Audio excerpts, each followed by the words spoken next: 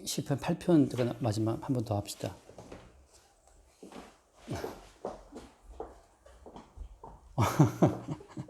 뭔가 없다 했다 진짜. 시편 8편의 주제를 말하면은 인자가 주제인데 인자. 다시 말해서 하나님 보시기에 사람은 누구인가 라는 거. 하나님이 원래 언약 가운데 계획하신 사람은 어떤 사람인가 그 이야기예요. 하나님이 언약 가운데 계획해 두신 그 사람이 어떤 사람인지는 이게 어떤 전쟁을 통해서, 그러니까 하나님이 원래 구성하신 그 인간상에 반대되는 다른 인간상을 들이미는 그 세력과의 싸움을 통해서 이게 드러나요. 그러니까 뭐 그 사람이 좋은지 안 좋은지 그냥 혼자 있으면 알 수 없잖아요. 근데 이제 누군가 그 사람을 건드렸을 때 어떤 사건이 다가와서 그때 이제 그 사람의 속성이 드러나는 것처럼 하나님이 구성하신 원래 인간다운 인간이라고 하는 것은 하나님이 구성하신 인간상 말고 다른 인간상을 갖고 있는 그런 세력과의 싸움을 통해서 이제 드러난다는 거죠.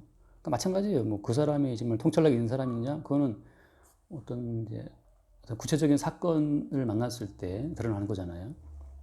그러니까 뭐 옛날에도 뭐 로마 그런 장군들 보면 굉장히 뭐 인물 좋고 사람 좋고 뭐 집안도 다 좋지만 막상 전쟁터에 나가 전쟁을 수행할 때 드러나거든요. 이게. 전쟁이라고 하는 그 뭐랄까 불확실한 상황 속에서 어떤 격동의 순간 속에 서게 되면 그때 이제 그 사람의 어떤 그 지휘관으로서 역량이 드러나는 것처럼 비슷한 거죠. 그러니까 대적이라고 하는 것이 없을 때는 그 사람의 본질이 드러나지가 않아요. 그래서 오늘 말씀에도 보면 그 8편 2절에 보면 주의 대적으로 말미암아 이런 표현 나오거든요. 그 대적이라는 게 성경에 늘 등장해요. 그 성경에 대적이 늘 등장하는 것, 그러니까 적그리스도, 안티크라이스트라고 하잖아요. 등장하는 이유는 그 안티크라이스트로 말미암아 그리스도가 어떤 분인지가 드러나거든요. 그러니까 어떻게 보면 넓게 보면 주님의 경륜 가운데에서는 그 반대파들이라고 하는 그런 존재는 하나님의 언약을 드러내는 데 굉장히 쓸모가 있어요. 그러니까 악한 자도 악한 날에 쓰신다는 말씀처럼 악한 자들이 설쳐줘야 이제 하나님이 원래 의도하신 그 본래의 그 인간상이 드러날 수가 있거든요. 그래서 이제 그 대적으로 말미암아 그런 표현이 나오는데, 그럼 그 대적이 왔을 때 하나님 어떻게 이제 그 대적의 반응을 보이시냐면 어린 아이들과 젖먹이들의 입으로 말미암아 권능을 세우시며 이렇게 되어 있잖아요. 그러니까 어린 아이들과 젖먹이들의 입으로 말미암아 권능을 세우신다. 그래서 원수들과 보복자들을 잠잠케 하려 하신다. 그런 표현이 나온다고요. 그러니까 지금 그 주님의 원수, 주의 보복자들이 어떻게 했길래 그 주님의 원수들과 보복자들의 어떤 입장, 그들의 주장, 마치 그 반대파 교수들이 모여서 막 뭐 이렇게 사명받는 것처럼 말이죠. 그러니까 이 주님을 반대하는 원수들도 뭔가 이제 모사를 꾸미고 계획을 만들거든요. 그래서 그들은 어떤 식으로 일을 전개해 나가고, 근데 주님은 또 왜 그런 적들 앞에 어린 아이들과 젖먹이들을 세워서 어떤 이렇게 대처를 하시나 말이죠. 근데 지금 결론부터 말하면은 하나님 보시기에 사람다운 사람은 어린 아이들이나 젖먹이 같은 사람들이에요. 이건 다른 말로 말하면 신약적으로 말하면 죽은 자예요. 신학적으로 말하면 죽은 자들, 자기 생각이나 자기 계획이나 자기 의지가 없는 사람들이 이게 하나님 보시기에 사람다운 사람이다. 그 하나님 보시기에 사람다운 사람을 표현할 때 인자라는 표현을 써요. 인자. 그러니까 성경에서 말할 때 인자라고 하는 것은 하나님이 원래 구성하신 언약 속의 인간. 그게 이제 인자거든요. 그래서 여기 보면 뭐 8편 4절에 보면 나오죠. 사람이 무엇이기에 주께서 그를 생각하시며 또 인자가 무엇이기에 주께서 그를 돌보시니까 하잖아요. 그래서 인자 또 사람이라고 하는 것은 언약 속에 하나님이 원래 기획하신, 그러니까 창세전이죠. 창세전에 기획하신 인간의 모습이고, 그 어떤 모형이 뭐냐면 그 모형, 예표로 미워왔던 게 이제 아담과 하와예요. 그러니까 타락 전에 아담과 하와. 그러니까 벌거벗고 살아도 아무 문제가 안 되는. 그러니까 어린 애들은 그냥 벗고 다니잖아요. 이제. 어린 애들은 입혀도 다 벗어요. 어린 애들은. 기저귀 치워서 기저귀 단날 이렇게 던져버리고 하거든, 애들은. 본인 막 똥 막 주무르고 놀고 막 그래요. 애들 아무 생각이 없다고. 근데 이제 아담과 하와가 이제 그런 식으로 벌거벗지만 그게 아무 문제가 안 되게 살았거든요. 그건 하나의 그림자였는데 실체는 뭐냐 하면 이제 시작에 보면 예수님 십자가에 못 박혀 죽을 때 이제 벌과 벗겨온 채 못 박혀 죽음을 당하시거든요. 근데 그 예수님 옷을 다 벗겨가지고 와요. 그 못 박은 자들이. 겉옷도 다 해서 다 찢어갖고 이렇게 나눠가지고 죄 뽑아갖고. 그래서 예수 그리스도께서 맡길 때 이 벌과 벗겨온 채 박히셨는데, 말하자면 그런 거죠. 하나님 아버지 앞에 그러니까 완전 복종하는 자의 모습이라고 하는 것은 자기의 목숨까지도 포기하는 것. 그러니까 나 자신이 살아있다라고 하는 자기의 살아있음을 주장하지 않는 그 상태가 이제 성경에서 말하는 사람다운 사람이에요. 그러니까 이건 어떻게 보면 글쎄요, 어떻게 보면 뭐라 그래야 되나? 이거 뭐 곡도가 이런 같기도 하고. 그래서 이 원수들과 보복자들은 계속 인간의 자아의식을 강화시켜줘요. 네가 아니면 네 인생을 누가 책임지겠는가라고 하는, 그러니까 자기 인생의 주인이 자기라고 하는 의식으로 똘똘 뭉치게 하는 그것이. 그러니까 네가 네 인생을 지켜야 되고, 네가 네 밖으로 지켜야 되고, 네가 네 자리를 지켜야 된다라고 하는, 자기가 아니면 자기의 생존을 해결할 수 없다라고 하는 그 믿음이 원수들이 심어주는 믿음이에요. 너의 목숨, 너의 자리, 네 이익, 너의 모든 건 네가 챙겨야 된다라고 하는, 그렇게 이제 원수들은 계속 인간을 몰아가죠. 그러니까 어떻게 보면 참 때로 사람이 불쌍한 것이, 요즘 아이들을 보면, 우리 은규 지금 줌 수업하고 그럴 때 옆에 있어 듣다 보면, 어제는 그런 사회 시간인데 통일에 대한 이야기를 물어보더라고. 선생님이 이제 그 통일, 너희들은 통일 어떻게 생각해? 통일 되면 좋겠냐니까 물어봤는데, 어떤 아이들은 통일을 반대한다는 거예요. 그래서 선생님이 왜 반대하니 물어봤더니, 우리는 민주주의고 북한은 사회주의 공산주의인데 다른 생각을 가진 이렇게 나라가 살 수 있겠냐, 그렇게 말을 하더라고, 남자아이가. 그래서 5학년짜리가 또 생각이 깊다 이런 생각도 들고, 다 생각이 다 있어요. 얘기 왜 했지? 그러니까 근데 그 왜 아이들이 참 불쌍하다는 게, 애들이 너무나 많은 걸 배우더라고. 그거부터 해서 뭐 엄청나게 많은 걸 배워요. 뭐 담배 피는 권리는 왜 부정하냐, 담배 필 수 있는 권리도 있지 않느냐, 뭐 그런 주장 편들도 있고, 또 어떤 사람은 또 남에게 피해를 끼치는 거, 뭐 하여튼 그런 뭐부터 해서 굉장히 많은 이 사람 살아가는 문제가 복잡하다 보니까 그걸 이제 다 다루는 거야. 근데 그게 참 재밌어. 듣다 보면 너무 재밌는 거야. 뭐 어떤 사람을 도와주었는데 그 도움받은 여자가 남자를 고소했다. 고소한 이유는 자기 몸을 맞았기 때문이라 그러는데, 그러니까 뭐 어디 물바다 내려서 이렇게 인공호흡 하다가 이제 여자를 건드렸는데 그때 여자가 깨어나서 남자 고발했대요. 그래서 이럴 경우에 너희들은 위험에 처한 사람을 도와줄래 안 도와줄래, 그런 문제가 왔는데, 은기는 또 뭐 분노했다면 자기는 안 도와준다는 거지. 왜 보따리 달라는 그런 식으로 은혜를 모른다 이렇게 말하기도 하고, 그래도 어떤 사람은 도와준다는 애도 있고 뭐 그래요. 근데 왜 이렇게 많이 배우냐 하면, 그뿐 아니라 뭐 수학도 뭐 많이 배우냐 하면, 이게 많이 배워야 많은 배움이 내 인생을 더 풍요롭게 한다라고 하는 믿음 때문에 그렇거든요. 지식이 인간을 살게 한다는 거지. 많이 배워야 네 인생이 안전하게 보장된다라고 하는 그런 믿음. 계속해서 그러니까 원수들과 보복자들은 이제 마귀를 말하잖아요. 마귀의 세력들은 계속 네 인생은 네가 지켜야 한다라고 하는 그 의식을 계속 심어주기 때문에 사람이 평생 이게 불안해 살 수가 없어요. 매일매일 불안해. 이렇게 하면 내가 혹시 망하는 것이 아닌가? 이렇게 하면 내가 죽은 것이 아닌가? 내가 손해보는 것이 아닌가? 근데 주님께서 말씀하신 건 뭐냐면은, 마지막이 뭐예요? 마지막이 죽음인데, 하나님은 처음부터 에덴 동산에서 아담과 하와가 실패했잖아요. 그때부터 하나님이 죽음을 선포했거든. 그러니까 하나님께서는 너희들이 이미 죽음 속에 있다고 말씀하시는 거라 말이지. 그러면은 죽음 속에 있다고 말씀하신다는 그 말씀은 결국 인간에게 죽음을 시행하시는 분은 누구예요? 하나님이거든요. 하나님이 인간을 다 죽이시는 거예요. 때가 되면. 진전이 살아있다 이제 그 양반은 하나님 살인자라고 그러지만, 결국 모든 인간을 죽음에 처하도록 최초의 인간에게 죽음을 선언하신 분은 하나님이거든요. 근데 지금 모든 인간들은 자기가 자기 인생 관리를 못해 죽는 것처럼 착각하지만, 아니에요. 하나님이 모든 인간들을 다 죽이시는 거예요. 애초에 내렸던 그 하나님의 선고를 시행하시는 거야. 시행하시는 거. 가끔 예를 들은 것처럼 극단적인 예죠. 그냥 그 어떤 연쇄살인범을 예컨대 사형 판결을 판사가 내렸으면, 그 사형 판결을 받은 죄인을 죽이는 건 누가 죽여요? 본인이 죽이는 거 자살하는 거 아니잖아요. 결국 나라의 국가의 어떤 권력의 이름으로 사형을 집행하는 거잖아. 그래서 죽일 때 뭐 교수형 혹은 뭐 전기의자 혹은 뭐 총살령 그렇게 되는 것처럼, 하나님께서는 모든 인간들을 뭐 다양한 방식으로 그 최초의 인간에게 내렸던 그 사형 선고를 그냥 시행하시는 거예요. 그래서 거기 하나님 내리신 사형 선고를 빠져나갈 수 있는 가는 아무도 없어요. 단지 그냥 허상을 갖게 하는 거죠. 네가 네 인생을 잘 관리하면 장수할 수 있다라는 그 허상 속에 인간이 살도록 만들어요. 그 진실을 못 보게 하는 거죠. 그러니까 예를 들어 진리에 살아있던 그 사람 이야기처럼 하나님이 여호와가 왜 이 사람을 죽이냐? 그렇다고 하면 네가 네 인생을 보존할 수 있냐 말이지. 당신이 당신 인생을 영원히 보존할 수 있다면 당신이 조물주고 당신이 창조자고 당신이 진리야. 진리는 살아있네 진짜. 근데 본인이 죽잖아요. 죽으면서 왜 죽는지를 몰라. 성경만이 유일하게 이야기해요. 죄의 삭은 사망이다. 그리고 원천적인 죄라고 하는 것은 아담과 하와의 범죄로 말미암아 이미 내리신 사형 선고가 계속 집행될 뿐이라고 하는 거죠.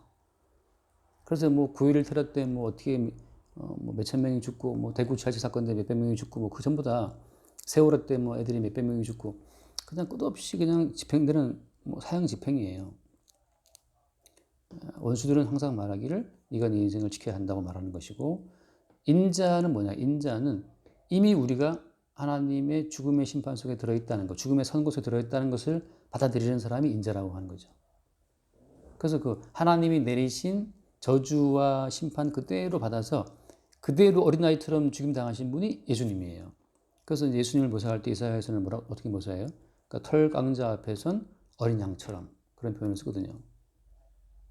그 양털 깎는 거 본 적 있어요? 유튜브로? 진짜 양들이 털을 안 깎아주니까 엄청나게 이게 커 보이더라고요, 양이. 호주에서. 그런데 그 기계로 이제 막 그 사람들이 이제 깎아주니까 양이 정말 말끔하게 이렇게 귀엽게 이빨처럼 나왔어요. 근데 원래는 이렇게 막 털이 많았는데 깎으니까 진짜 뭐 그냥 별로 이렇게 귀엽더라고요. 체리도 털 깎아주고 그러나? 그러니까 이 털공자 앞에서 어린 양처럼이라는 표현을 쓸 때 뭐 얌전히 양들이 반항하지 않더라고요. 얌전하게 있는데 그러니까 어린 아이와 젖먹이처럼 하나님이 내리신 저주와 하나님 내리신 모든 그 사형의 판결을 심판을 그냥 잠잠히 봐야들이신 분이 예수님이에요. 그래서 마지막에는 뻘거 벗기운 채로 죽임을 당하신 거죠. 그래서 하나님 보시기에 사람다운 사람의 그 실체로 예수님이 십자가 길을 가신 거예요. 그러니까 말하자면 그냥 사람다운 사람 이거야라고 하는 그 이론이 아니라 실제 사건 속에 예수를 던져버린 거죠. 그러니까 실제 사건 속에 너희 뺨을 치고 너에게 침을 뱉고 너에게 엉뚱한 모욕을 누병을 씌워서 너를 죽인 자의 세력 가운데서 잠잠히 죽임 당하는 그 어린 양 예수의 모습이 이제 인자의 모습이라고 하는 거예요. 근데 여기 보면 이제 그런데 그것이 젖먹이들의 입으로 권능을 세운다? 근데 그게 무슨 권능이 되냐? 예수는 죽어버렸는데 죽은 예수가 무슨 권능이 있냐? 근데 이제 주님 말씀 마지막에 또 예수님이 살아났잖아요, 이제. 그리고 그 예수를 그 못 박아 죽였던 수많은 사람들은 다 죽음에 들어가는 거고. 그러니까 잠깐 인생의 어떤 그 예수를 죽임으로써 자기의 총독으로서의 자리를 보존하고 있었던 빌라도 같은 경우에 잠깐 보존했지만 역사를 보면 이제 몇 년 뒤에 뭐 총독 어디 딴 곳에 가서 뭐 정신병으로 죽었단 말도 그런데 아무튼 빌라도가 예수의 무죄함을 알았지만 예수한테 사형판을 내리잖아요. 분명히 빌라도는 신문을 본 결과 예수는 죄가 없어. 쟤들이 지금 시기해서 예수를 죽이는 거야. 알았어요. 알았지만 왜 예수를 죽이라고 판결을 내린 거예요? 자기의 자리를 지키기 위해서, 자기의 목숨을 스스로 지키기 위해서. 이대로 예수의 그 십자가형을 거부해버리면 어떤 일이 벌어져요? 거부하면 밀란이 벌어지게 되고, 그러면 유대 나라를 잘 통치하지 못한 그 자기 총독으로서의 책임 때문에 로마 제국 본국에 소환되거나 빨리 총독에 파면될 수가 있어요. 그러니까 최대한 시끄러운 유대 지역을 조용히 잘 무사히 관리하고 있어야 나중에 더 좋은 자리를 할 수가 있거든. 그러니까 빌라도로서는 총독으로서의 지위라든지 앞으로의 자기 미래를 위해서 이 사건을 최대한 조용히 넘어가야 했단 말이지. 비슷해. 뭐 학교 교수들도 뭐 수험자의 편 들 거야 그런 생각 할 거 없는 게 어디에 붙어야 내게 유익이 될 것인가에 따라 가게 되어 있어요. 그걸 뭐라고 할 수 없는 것이 그게 모든 인간의 자연스러운 본능이기 때문에. 그래서 결국 원수들과 보복자들이 그들이거든. 자기의 목숨이나 자기의 자리를 보존하기 위해서 예수를 죽였던 자들은 나중에 다 사망으로 간다고 하는 거지. 그래서 이게 부활까지를 염두에 두고 주님께서 일을 하시는 거고, 나머지 모든 사람들은 살아있는 이 세상이 전부인 거라. 그러니까 살아있는 이 땅이 전부일 때는 어때요? 이 땅에서 버텨야지 최대한. 근데 주님께서는 한 번 죽는 건 정하신 것이고 후에는 심판이 있고 그 후에 부활이 있다는 것을 말씀하시기 때문에 이건 이제 죽음 자체는 정해진 거예요. 우리도 다 죽는 거고. 그래서 우리가 매일 우리가 죽는다는 그 사실을 매일 보여주는 그 증거가 뭐예요? 그게 잠드는 거예요. 그 뭐 총장이든 이사장이든 다른 교수든 간에 다 매일 잠들어요. 잠드는 순간만큼은 자기가 자기 인생을 어떻게 할 수 없는 어떤 무방 상태에 들어가는 거죠. 그래서 매일 우리는 그 죽음에 대한 어떤 예표 속으로 들어가죠. 아침에 깨어나고. 그래서 이제 그 뒤에 말씀 보면은 그 4절에 보면 사람이 무엇이기에 주께서 그를 생각하시며 인자가 무엇이기에 주께서 그를 돌보시나이까라고 하잖아요. 그러면 예를 들어서 어차피 다 죽음이 선고되었고 죽음이 사형이 집행될 건데 왜 우리를 살게 하십니까? 라고 하는 거잖아요. 우리 인간이 왜 살아있죠? 어차피 죽을 건데. 죽을 인생이 왜 이렇게 매일매일 힘들게 살아가야 돼요? 뭐 세미나를 들어야 되고 뭐 가르쳐야 되고 유학 갔다 와야 되고 뭐 왜 이렇게 피곤하게 인생을 살아야 돼? 어차피 죽을 인생인데 그냥 오늘 죽지. 왜 살아가야 되는 거예요? 그러니까 사람이 살아가는 것은 죽음의 증상이 뭔지를 계속 증거하는 거예요. 우리가 죽었다라고 하는 거 다양한 죽음의 증상이 자기 자신을 지키려고 하는 거예요. 죽을까 무서워하는 그것이 사실은 이미 너희가 죽음 속에 있다는 증거가 되는 거죠. 그래서 하나님 보시기에 사람다운 사람은 뭘 아는 거냐 하면은 이미 매일매일 죽고 그 죽음의 바탕 위에서 새로 주어지는 요소로 인생을 산다는 거죠. 그러니까 새로 주어지는 요소로 오늘 뭐 차 몰고 왔다 갔다 하고 뭐 세미나 가서 뭐 듣고 오기도 하고 뭐 상 받으러 오라면 받고 뭐 그런 모든 것이 다 지금 원래는 죽음이라고 하는 바닥을 깔고 오늘 죽어서에 마땅한 상태에서 주어진 새로운 세계에서 내게 주어진 새로운 세계에서 주어진 생명의 선물로 하루를 살게 되는 그것이 이제 인자로서 인생을 살아가게 되는 사람들이 새롭게 사는 삶이에요. 지금 상태 괜찮아요? 네. 이게 그래서 그때 히브리서 말했죠. 인자의 실체는 누구라고? 인자의 실체는 예수님이에요. 근데 성경에 보면 에스겔 보고도 인자라고 말을 하고 인자라는 표현을 드문드문 써요. 왜 그런 인자라는 표현을 쓰냐 하면은 장차 오실 인자의 실체가 되신 그 예수 그리스도를 미리 증거하기 위해서 예수님과 똑같은 코스로 들어가게 되는 사람들이 성경에 쫙 깔려 있어요. 그게 요셉이기도 하고 에스겔이기도 하고 아브라함이기도 해요. 요셉은 팔려가잖아요. 원치 않게. 팔려가는데 어떻게 대응을 할 수가 없어 그냥. 에스겔이나 예레미야는 수구의 고생의 떡과 고생의 물을 마시죠.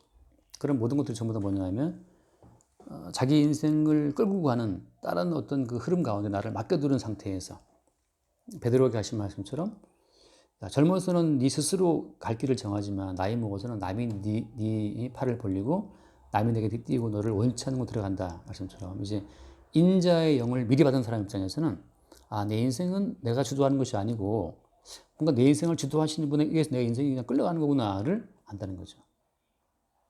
그러니까 지금껏 살아온 인생이 수훈자매가 다 계획하고 다들 꿈꾸고 살아온 인생도 착착 진행되어 왔어요. 그랬다 말씀드리지만 대부분 사람은 그렇게 인생 살 수가 없거든요. 그걸 이제 뭐 문재인 대통령의 뭐 운명이라는 책 같은 경우 운명이라든지 뭐 이렇게 표현을 하잖아요. 운명이라는 것도 마찬가지죠. 운명 볼 때는 한자로 보면 그게 진짜 명령을 운반한다는 건데 명령을 운반한다. 그게 이제 운명이라고. 그럼 너에게 명명한 주체는 누구고 네가 받은 명령은 무엇이냐. 그걸 이제 정치인들은 뭐 국민의 명령이라고 말하지만 더 넓게 말하면 주님께서 그들에게 한 명령을 담아 놓으신 거죠. 그게 이제 운명이에요. 그러니까 인자의 영을 받은 사람들의 경우에는 내 인생을 살게 하시는 그 주체를 매일 어떤 사건 속에서 발견한다는 거예요.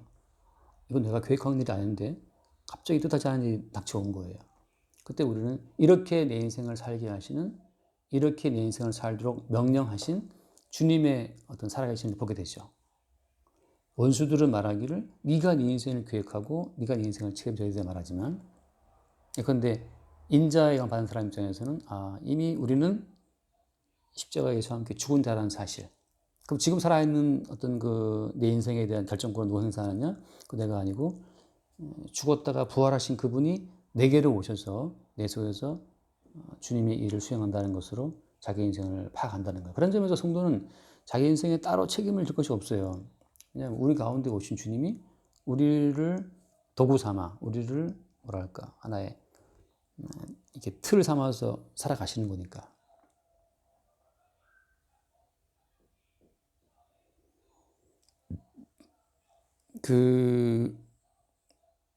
그래서 지난주에 했지만 9절에 보면 여호와 우리 주여 주의 이름이 온 땅에 아름다운지요. 그 말 하잖아요. 주의 이름이 온 땅에 어찌 아름다운지요.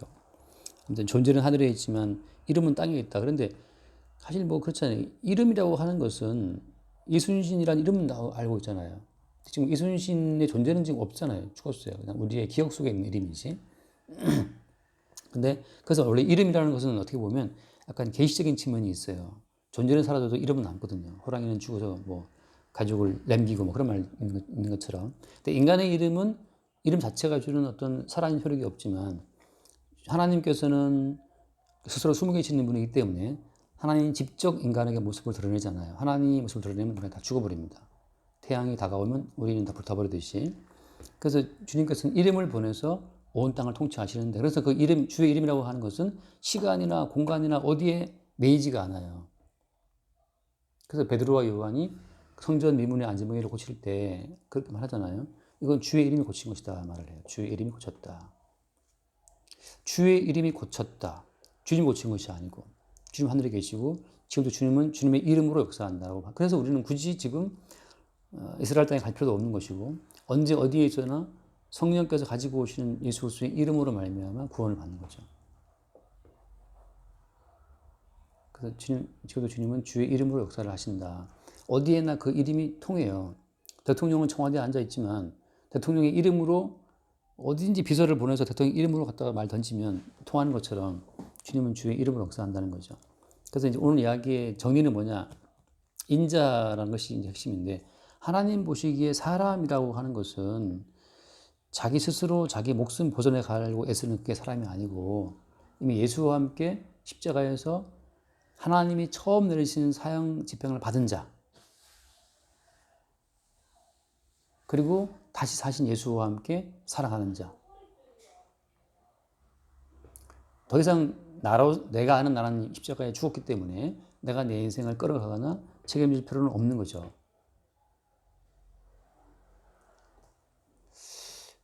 이경규 씨하고 어떤 누구더라? 아무튼 뭐 아이돌 나온 함께 줍쇼인가 그걸 잠깐 본 적이 있는데, 이경규 씨가 나이가 많은데 요즘 이제 뭐 아이돌하고 아이들 말을 많이들 이제 공부해서 많이 알고 있더라고. 그래서 아이들 말을 한번 던졌어요. 던졌는데 그 젊은 어떤 누가 그랬더라. 얘기했어요. 참 애쓴다고. 참 애쓰신다. 이게 연예인들이 이렇게 많이 식당을 한다면서요. 식당하고 뭐 이렇게 장사한대. 왜냐하면 항상 불안정하기 때문에, 인기가 한때이기 때문에. 송자님과 지금 학원도 생각하듯이만 한때이기 때문에 이제 다 노후 생각하잖아요. 근데 이제 아무튼 오래 남기 위해서는 이제 애를 쓰는 거지. 자꾸 이렇게 새로운 말도 알아야 되고 10대들도 알아야 자꾸 버틸 수 있으니까 애쓴다고 그러는데, 그러니까 하나님 보시기에 인자한 것은 네가 애써서 네 인생 만들어가는 것이 아니고 네 인생 어디로 갔다가 어디 뭐 외국으로 팔아버리든 국내에 있든 갑자기 총리가 되게 하든 그것은 네 인생을 죽음 속에 넣었다가 생명을 끌어내신 주님께서 해나가시는 거다라는 사실을 알게 하는 거죠. 그게 이제 성경에서 말하는 인자, 사람다운 사람, 사나주구나, 내가 주의 것이구나, 내 노력과 내 힘으로 인생 살아가는 것이 아니고 그러니까 지금도 살아계신 주님이 내 인생을 오늘 하루를 살게 하시는구나. 그러니까 주님 주신 생명력으로 오늘 하루를 살아가는 자들이 그게 인자, 성경에서 말하는 사람이라고 하는 거예요. 하나님 보시기에. 나머지는 다 뭐예요? 짐승이에요. 짐승. 그러니까 자기 힘으로 자기의 애씀으로 인생을 살아가는 생각하는 사람들은 다 짐승의 세력이에요. 원수들과 보수자들에 의해서 다 이게 세뇌당해서 자기가 자기 인생의 주인 것처럼 나중에는 뭘 주장합니까? 내가 내 인생 열심히 살았잖아요 하고 하나님 앞에 덤비는 거죠. 하나님 말씀하시죠. 이미 나는 너에게 사형을 선고했고 너에게 지금까지 너를 생각하고 모든 걸 베푼 것도 다 주란 사실을 이야기하시죠. 그래서 성경은 매일매일 성도를 어떻게 얻으려 인도한다? 십자가로 인도해서 예수와 함께 죽는 길로 우리를 끌고 가요. 그래서 지금 내가 살아있는 이 모습 이대로가 주께서 나를 살게 하신 것이라는 것을 간증케 하는 거죠. 주의 이름으로 너희가 지금 보고 있는 내가 존재한다. 이거를 말할 수 있는 사람이 성경에서 말하는 사람이다. 여기까지 합시다. 순전히 기도하고 마치죠. 감사합니다. 오늘 또 말씀을 통해서 사망을 선고받은 죽임자인데도 불구하고 주의 이름으로 주의 이름을 드러내기 위해서 그런 존재로 있음을 알게 해주시니 감사드립니다. 아버지, 어디서나 주의 이름을 항상 먼저 기억하게 베풀어 주시옵소서. 주 안에서 주의 뜻대로 주의 맡겨진 항상 기쁨과 감사가 있도록 인도해 주시옵소서. 모든 말씀 예수 이름으로 기도드립니다. 아멘. 주님 감사합니다. 하나님 뜻대로 저주를 받고 십자가에 죽으신 그 예수 그리스도가 하나님이 구상하신 모든 사람의 모델임을 알게 하시고 날마다 우리를 성령으로 말미암아 예수와 함께 죽게 하시고 또 예수와 함께 살게 하시는 그 은혜를 새롭게 보게 하여 주옵소서. 하나님 보시기에 사람다운 사람, 사나 죽으나 주의 것으로 존재하는 사람이 된 것을 늘 새롭게 보게 하여 주옵소서. 우리 주 예수 이름으로 기도드립니다. 아멘. 수고하셨습니다.